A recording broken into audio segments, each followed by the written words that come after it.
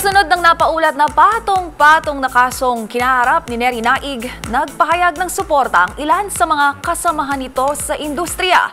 Gayon din si dating Senador Kiko Pangilinan na tito ng kanyang mister na si Chito Miranda. Narito ang aking report.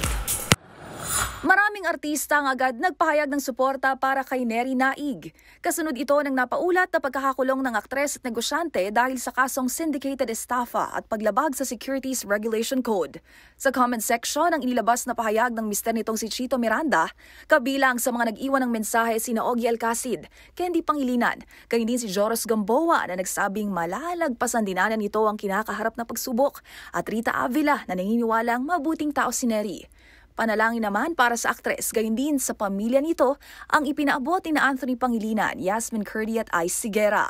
Habang si former Senator Kiko Pangilinan naman natiyuhin ni parokya ni Edgar frontman Chito Miranda na ngakong handa raw tumulong.